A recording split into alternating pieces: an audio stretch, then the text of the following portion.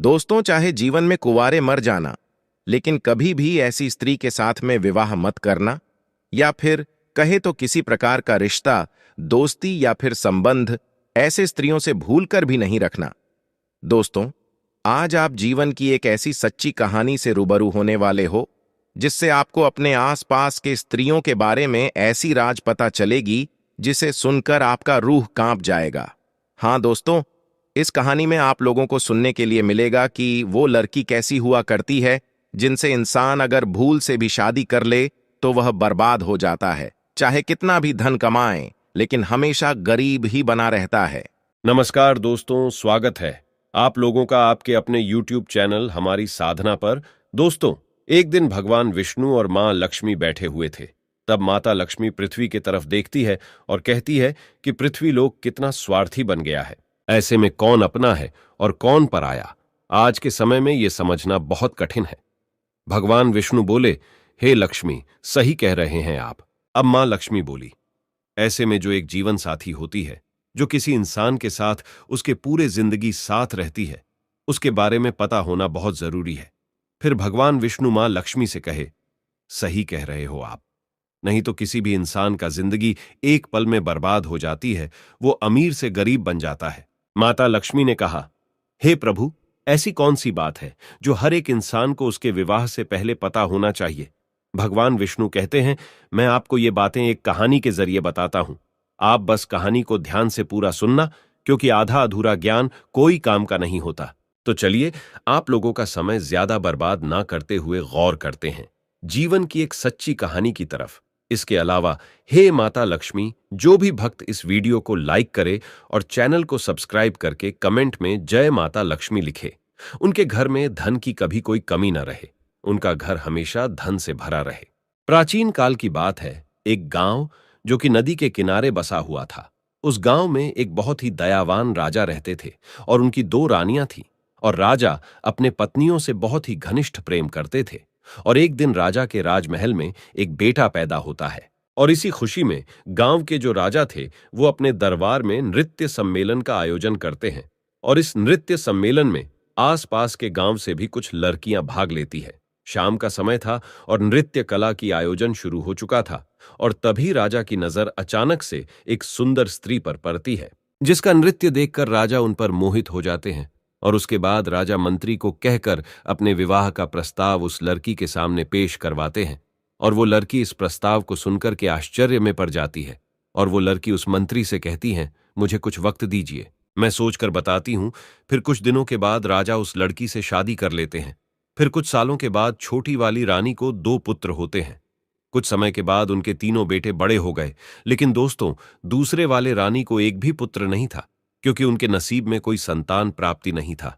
और दोस्तों, आप लोग जानते ही हैं कि राजा महाराजाओं को यह शौक हुआ करता था जंगल में शिकार का खेल खेलने का। तो जो राजा के 3 बेटे थे, उनमें से सबसे बड़ा बेटा एक दिन अपने घोड़े पर सवार होकर के जंगल में शिकार करने के लिए गया। और जंगल में शिकार खेलते खेलते पूरा दिन बीत गया, परंतु उसके हाथों से एक हिरण का वध तक नहीं हुआ। उसने एक भी हिरण को नहीं मार पाया। लेकिन तभी अचानक से सामने एक बहुत ही घने जंगल में से एक पागल इंसान निकल करके आया। वो बहुत ही अजीब सा फटा छिटा कपड़ा पहना हुआ था, और उसका व्यवहार भी थोड़ा अजीब सा था। साथ ही खाने के तलाश में इधर उधर भटक रहा था, और कंधे पे तोता बैठा हुआ था। उस इंसान और तोते के बीच में बहुत ही गहरी दोस्ती थी। दोस्तों, फिर वो राजकुमार जो कि शिकार करने आए हुए थे, वो उस पागल व्यक्ति के पास जाते हैं और पूछते हैं कि आप कौन हो, तुम यहां जंगल में क्यों भटक रहे हो। लेकिन दोस्तों, वो पागल व्यक्ति कुछ नहीं बोलता, और उसे बहुत ही तेज की भूख लगी होती है, क्योंकि वो पागल व्यक्ति खाने के तलाश में था। इतने में ही राजकुमार अपने थैले में से कुछ लड्डू निकाल करके उस पागल व्यक्ति को देते हैं, और भूखा व्यक्ति लड्डू को देखते ही लपक लपक कर खाने लगा। इतने में ही राजकुमार उस पागल व्यक्ति से पूछते हैं कि आखिर कौन हो आप, और इस घने जंगलों में अकेले क्यों भटक रहे हो, आपका परिवार कहां है। ये सुनते ही उस पागल व्यक्ति के हाथ से लड्डू छुटकर जमीन पर गिर जाता है, और उस पागल व्यक्ति की आंख भर आती है। वह फूट फूट कर रोने लगता है। और ये सब देखकर राजकुमार बहुत हैरानी में पड़ जाते हैं, और उस पागल व्यक्ति से पूछते हैं कि आप क्यों रो रहे हो। तभी उस पागल व्यक्ति के कंधे पर जो तोता बैठा हुआ था वो कहता है, मेरे मालिक अपने बेटे के कारण इस स्थिति में जंगल में भटक रहे हैं। फिर राजकुमार कहते हैं कि ऐसा क्या हुआ इनके साथ में। तब तोता कहता है, इनके पास वाले नगर में एक लड़की है जिसका पिता एक राजकुमार है और वो अपनी बेटी की शादी करवाना चाहते हैं। परंतु वो लड़की तो शादी करने के लिए तैयार है, लेकिन उसका एक शर्त है। वो लड़की उस इंसान से शादी करना चाहती है जो उसके प्रश्नों का उत्तर दे सके। इसलिए जो कोई शादी की इच्छा लेकर के उसके पास में जाता है वो उससे एक सवाल पूछती है, और अगर कोई व्यक्ति उस सवाल का उत्तर दे देगा उसके साथ में वो विवाह कर लेगी, और अगर सवाल का उत्तर नहीं दे पाता है तो उसका शीश कटवा देती है। और इसी चक्कर में इनका एक पुत्र था जो कि उस स्त्री के द्वारा मारा गया। और मेरे मालिक यह सदमा बर्दाश्त नहीं कर पाए और अपना मानसिक संतुलन खो दिए, और इसी वजह से इनका राज्य भी अब उस स्त्री के कब्जे में है। इतना बात होते ही वो व्यक्ति वहां से चला जाता है, और यह सारी बात सुनकर राजा के दिल और दिमाग में उस राजकुमारी वाली बात बैठ जाती है। और वापस शिकार पर से महल के तरफ लौटते समय भी पूरे रास्ते उसी राजकुमारी का ख्याल उस राजकुमार के दिमाग में चल रही थी। राजा जब लौट करके अपने घर आए तो घर आकर के रात्रि में लेटकर आराम तो कर लिया, लेकिन सुबह में भी वही राजकुमारी के ख्यालों में डूबे हुए थे। अब राजा से रहा नहीं गया और वो शीघ्र ही अपना घोड़ा उठाते हैं और उस राजकुमारी के महल की तरफ चल देते हैं। और तभी राजकुमार के माता पिता उनसे पूछते हैं कि बेटा कहाँ जा रहे हो। तब राजकुमार कहता है कि हमारे बगल वाले राज्य में एक राजकुमारी रहती है और वो विवाह करना चाहती है, परंतु उस राजकुमारी का यह कहना है कि उसका कोई प्रश्न है कि जो कोई उसके प्रश्न का उत्तर दे देगा वो उसके साथ विवाह कर लेगी, और जो नहीं दे पाता उसका सर कटवा देती है। अब तक उसके चक्कर में कई लोग मारे गए हैं और कई राज्यों को वो स्त्री अपने कब्जे में ले रखी है। ये सुनकर राजकुमार के माता पिता ने राजकुमार को बहुत रोकने की कोशिश की, परंतु राजकुमार उनका एक भी नहीं सुना और राजकुमारी के महल की ओर निकल जाते हैं। महल पर पहुंचते ही राजकुमार ने विवाह का प्रस्ताव रखा तो राजकुमारी कहती हैं कि मैं आपसे विवाह करने के लिए तैयार हूं, परंतु आपको मेरे एक प्रश्न का उत्तर देना पड़ेगा, तभी मैं आपसे विवाह कर पाऊंगी, और अगर आप मेरे प्रश्नों का उत्तर नहीं दे पाते हैं तो आपका सर कटवा दिया जाएगा। राजकुमार ने इस शर्त को स्वीकार कर लिया और बोला, राजकुमारी पूछिए, आपका क्या प्रश्न है? मैं आपके प्रश्नों का उत्तर देने के लिए तैयार हूं। फिर राजकुमारी अपना वह एक प्रश्न पूछती है जो अभी तक कई लोगों से पूछती आ रही थी, और जब राजकुमारी ने प्रश्न पूछा तो वो राजकुमार देखता रह गया। जब उत्तर नहीं आया तो राजकुमार का शिष्य कटवा दिया गया। दोस्तों, ऐसा कौन सा प्रश्न था जो कि राजकुमारी पूछती थी, लेकिन कोई भी इनके प्रश्नों का जवाब नहीं दे पाता था? इसके बारे में आपको आगे वीडियो में जरूर पता चल जाएगा कि राजकुमारी ऐसा क्यों करती थी, क्यों हर वो व्यक्ति जो राजकुमारी से शादी करना चाहता था उससे वही एक सा प्रश्न पूछा करती थी। जब बड़े वाले भाई मारे गए तब बड़े से छोटा दूसरे नंबर के राजा ने विचार किया कि वो राजकुमारी के पास जाएगा और अपने भाई का बदला लेगा, परंतु जैसे ही राजकुमारी उसके सामने आती है तो वो राजकुमार उस राजकुमारी को देखकर उन पर मोहित हो जाते हैं और खुद में सोचते हैं कि ये कितनी सुंदर स्त्री है, काश मैं इनसे विवाह कर पाता। लेकिन फिर राजा राजकुमारी से कहता है, मेरे बड़े भाई कहाँ हैं? तो राजकुमारी कहती हैं कि मुझे इसके बारे में कुछ नहीं पता। ये सब सुनकर राजकुमार फिर से सोच में पड़ जाते हैं। तब राजकुमारी राजकुमार से कहती हैं, क्या सोच रहे हो? तब राजकुमार कहता है कि आप कितनी सुंदर हो, मैं आपसे विवाह करना चाहता हूं। तो फिर राजकुमारी कहती हैं, मैं आपसे विवाह तो कर लूंगी, लेकिन मेरा एक प्रश्न है, पहले आपको उस प्रश्न का उत्तर देना पड़ेगा। तो राजकुमार कहता है कि ठीक है, आप अपना प्रश्न पूछो। लेकिन दूसरे वाले राजकुमार भी उनके प्रश्नों का उत्तर नहीं दे पाते हैं और उनका भी सर कटवा दिया जाता है। इसी प्रकार उस विवाह के चक्कर में उस राजा के 3 लड़के थे, उनमें से 2 लड़के मारे गए। अब बचा सबसे छोटा वाला, वो भी अपने घोड़े को लेकर राजकुमारी के महल की ओर चल देता है। उनके माता पिता ने उन्हें रोकने की बहुत कोशिश की, लेकिन छोटे वाले भाई इनकार करते हुए कहता है, हम जा रहे हैं उस हत्यारी राजकुमारी से अपने भाइयों का बदला लेने, या तो मैं उस हत्यारिन से बदला लेकर के आऊंगा, अन्यथा आप ये समझ लेना कि आपका कोई बेटा था ही नहीं। उनके माता पिता ने उन्हें बहुत रोकने की कोशिश की, लेकिन वो बदला लेने के चक्कर में चल देता है। रास्ते में जाते जाते उस लड़के ने विचार किया कि जैसे मेरे भाई गए थे, अगर वैसे मैं गया तो मैं भी मारा जाऊंगा, लेकिन जाऊंगा तो जरूर। पर कुछ सोच समझने के बाद उसने क्या किया कि उस राजकुमारी की महल से थोड़े हटकर एक बगिया थी, उसने अपने घोड़े को वहीं पर छोड़ दिया और उस बगिया के अंदर चला गया। और राजकुमारी वहां पर उस शांत वातावरण में विश्राम करने के लिए आया करती थी। अब उस बगिया में एक सरोवर था और उस सरोवर के किनारे वह राजकुमार एक आम इंसान के वेशभूषा में खड़ा था। जी हां दोस्तों, सभी लोग बड़े ध्यान से सुनना, यह बहुत ही अलौकिक कहानी है। दोस्तों, राजकुमार सरोवर के किनारे खड़ा था और तब राजकुमारी अपने कुछ सहेलियों के साथ बगिया में आई। और कुछ समय बाद राजकुमारी अपने एक सहेली से कहा कि हमें पानी लाकर दो, हमें बहुत तेज प्यास लगी है।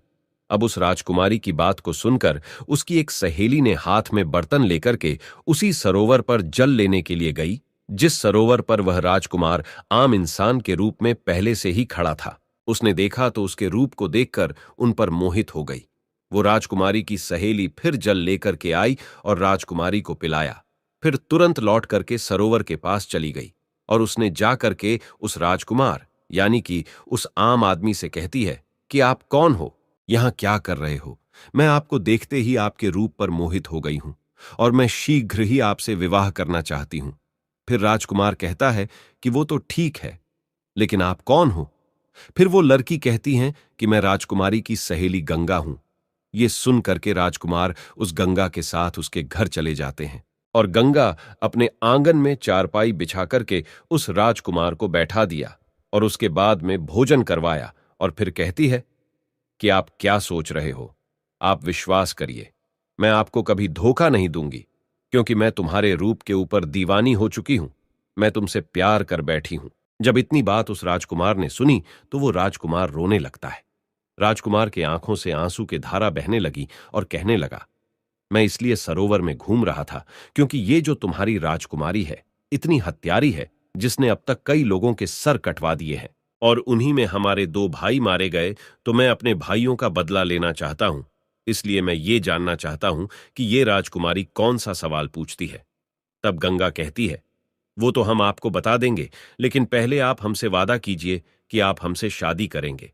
तो दोस्तों, गंगा ने एक तरफ तो राजकुमार से शादी करने का वादा करवा ली, वहीं दूसरी ओर उसे ये डर भी लगा था कि अगर हम इनको वहां जाने देंगे तो पता नहीं ये वहां से लौट करके आएंगे भी या नहीं। तो फिर राजकुमार गंगा से कहता है कि मैं जरूर तुमसे विवाह करूंगा। लेकिन राजकुमारी से अपने भाइयों का बदला लेने के बाद जब राजकुमार ने गंगा से इतना कहा तो गंगा को राजकुमार के ऊपर विश्वास हो गया। तो फिर गंगा ने राजकुमार को राजकुमारी के बारे में बताना शुरू किया और गंगा ने कहा कि वो हर एक इंसान से केवल एक ही प्रश्न पूछती हैं कि गुल सरोवर की क्या कहानी है। तब राजकुमार ने गंगा से कहा कि आपको अगर प्रश्न पता है तो इसका उत्तर भी अवश्य पता होगा, आप हमें इसका उत्तर सुना दीजिए। लेकिन गंगा तुरंत हाथ जोर करके बोली, हे महाराज, अगर मुझे उत्तर के बारे में मालूम होता तो चाहे कुछ भी हो, मैं आपको इसके बारे में जरूर बताती। लेकिन गंगा कहती है, राजकुमारी के राज्य में एक साधु रहता है, सिर्फ उन्हीं को ये गुल सरोवर वाली कहानी पता है और उसने ही राजकुमारी को यह सलाह दी है कि अगर तुमसे कोई शादी करना चाहे तो तुम उससे गुल सरोवर की कहानी के बारे में पूछो।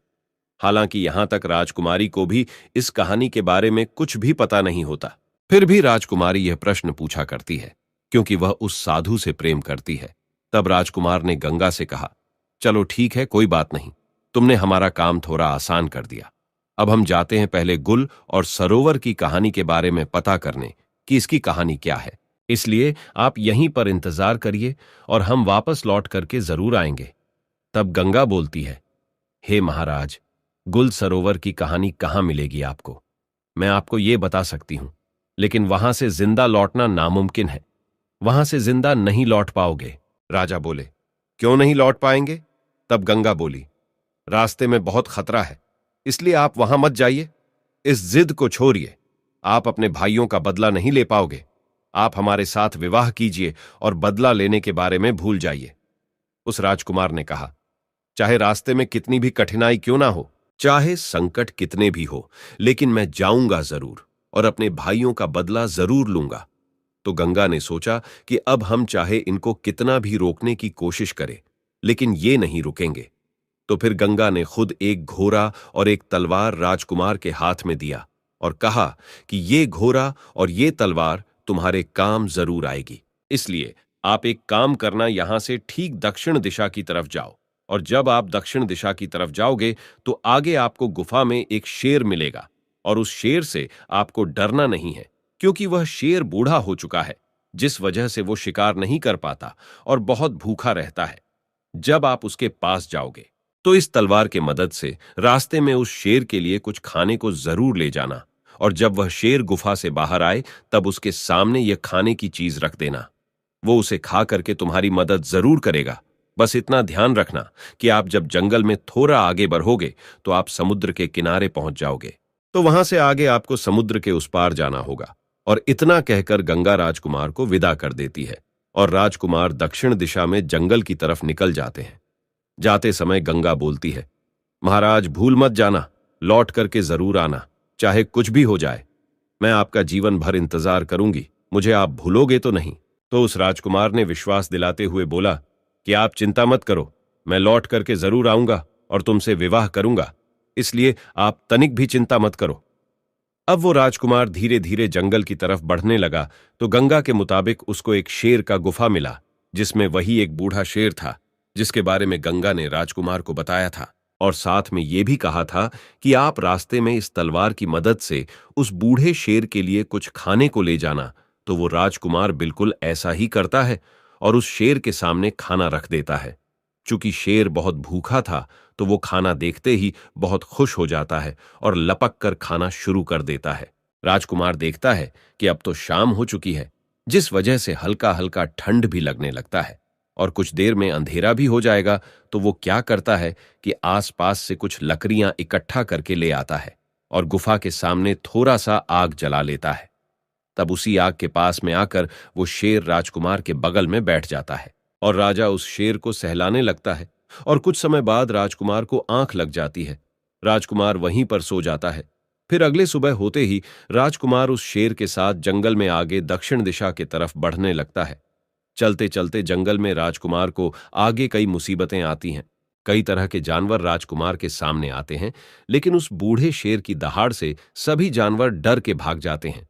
और इसी तरह राजकुमार उस बूढ़े शेर के साथ चलते चलते समुद्र के किनारे पहुंच जाते हैं, और पहुंचते ही देखते हैं कि थोड़े दूर पे एक व्यापारी कई हाथियों पे सामान लादकर कुछ सैनिकों के साथ समुद्र के तट पर खड़े हैं। अब वो राजकुमार उस व्यापारी के पास जाता है तो व्यापारी उससे पूछता है कि कौन हो आप, यहां क्या कर रहे हो। फिर राजकुमार अपने साथ बीती हुई घटना को उस व्यापारी को बताता है और कहता है, मुझे किसी भी तरह समुद्र के उस तरफ जाना है। इतने में ही व्यापारी देखता है कि समुद्र के उस पार से उसकी नाव आ रही है, जिस पे वह व्यापारी सामान को रखवाकर समुद्र के उस पार पहुंचवाया करता है। नाव के समुद्र के किनारे पहुंचने के बाद वह व्यापारी सामान को नाव पर रखवाता है, और इतने में वह राजकुमार उस व्यापारी से कहता है, आप कृपा करके मुझे भी इस नाव की मदद से समुद्र के उस पार पहुंचवा दें। फिर व्यापारी ने कहा, अगर अब इस नाव पर थोड़ा सा भी वजन बढ़ेगा तो यह नाव डूब सकती है। मुझे माफ करें, मैं आपकी मदद नहीं कर पाऊंगा। राजकुमार ने कहा, अब तो आप सब कुछ जानते हैं, मेरा समुद्र के उस पार जाना कितना जरूरी है। आप एक काम करिए, मेरे पास कुछ सोने के सिक्के हैं और ये गले की चेन, इसको आप रख लीजिए, परंतु मुझे इस नाव से जाने दीजिए। दोस्तों, वो व्यापारी बहुत ही लालची था, इसलिए वह राजा के दिए हुए सोने की सिक्के और उसकी चेन रख लेते हैं और नाव से सैनिक के द्वारा कुछ सामान उतरवा के राजा को उस नाव पर जाने देते हैं। और इसी तरह राजकुमार उस नाव पर बैठकर समुद्र के उस पार गुल और सरोवर की कहानी के तलाश में निकल जाते हैं। ठीक 15 दिन बाद राजकुमार समुद्र के उस पार एक नगर में पहुंच जाते हैं और नगर में गुल और सरोवर की कहानी के तलाश में इधर उधर भटकने लगते हैं। और देखते देखते वो राजकुमार एक राज्य में पहुंचते हैं, और जिस राज्य में वो पहुंचे उस राज्य का नाम गुल होता है और वहां के राजा का नाम सरोवर था।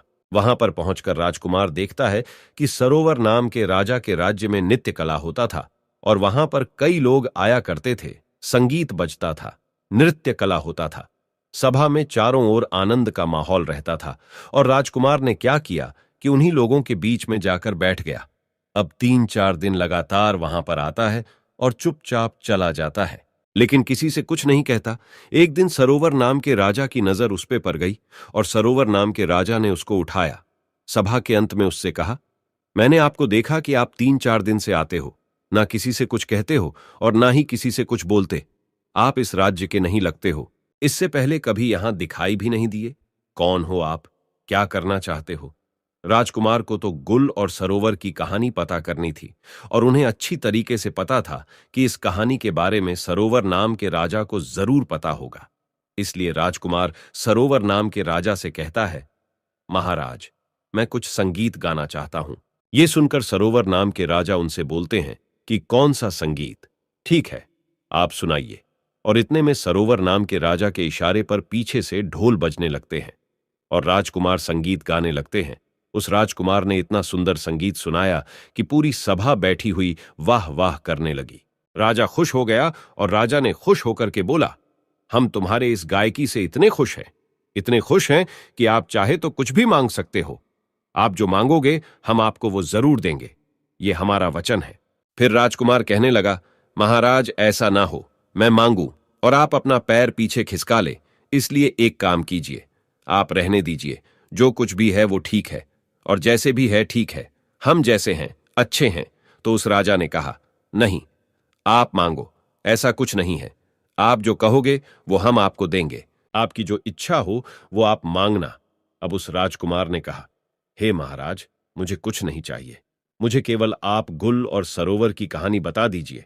उस सरोवर नाम के राजा को पसीना आ गया, जो सरोवर नाम का राजा था। उसने कहा, तुमने यह क्या मांग लिया?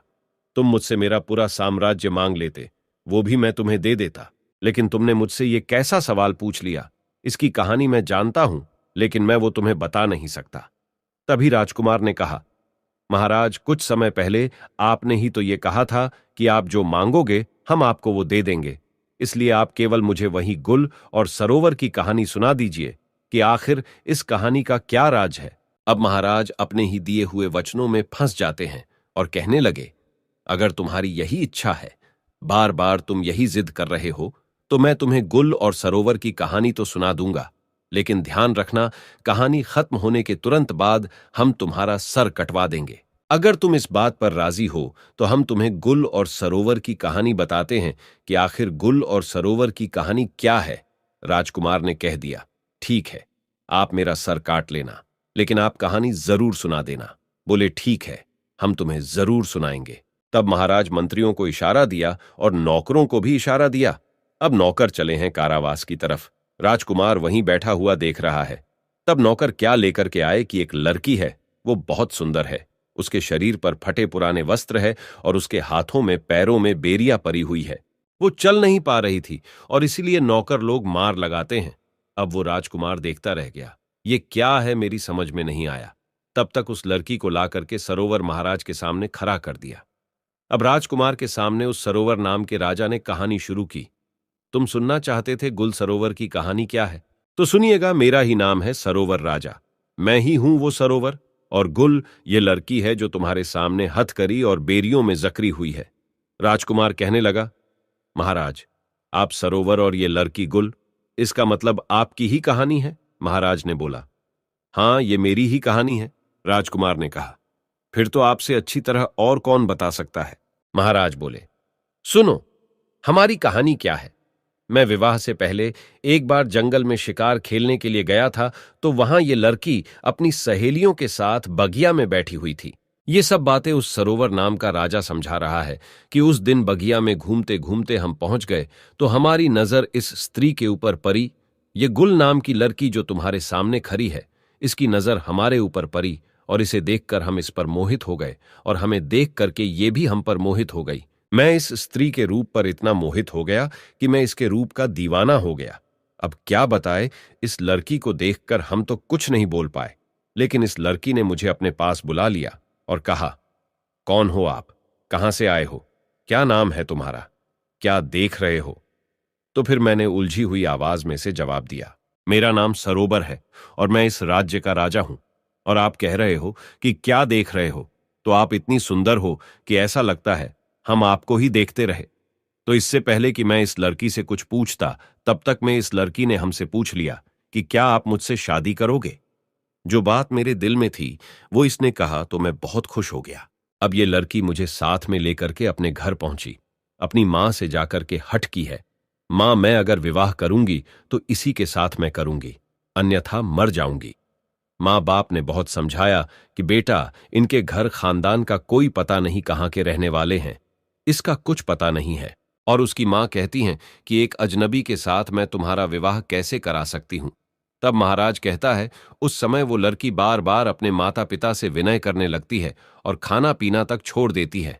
अब इसके जिद के सामने इसके माता पिता मजबूर होकर इसका विवाह मेरे साथ करवा दिए। और फिर वह सरोवर महाराज राजकुमार से कहता है, जरा ध्यान से इस कहानी को सुनना, क्योंकि इस कहानी में अब बहुत ही राज खुलने वाला है। होता यह है कि इस लड़की का विवाह जब मेरे साथ हो गया, तब विदा होकर के मेरे साथ मेरे घर के लिए आ रही थी। तो रास्ते में यह बहुत ही प्रसन्न थी और मुझसे कह रही थी, मुझे मेरे मन चाहे पिया मिले हैं और मैं खुद दुखी रह सकती हूं, लेकिन इनको कभी दुखी नहीं रहने दूंगी। और कहती थी कि मैं खुद संकट में रह सकती हूं, लेकिन इन पे कभी आंच नहीं आने दूंगी और अपने पिया से हमेशा लगाव बना के रखूंगी।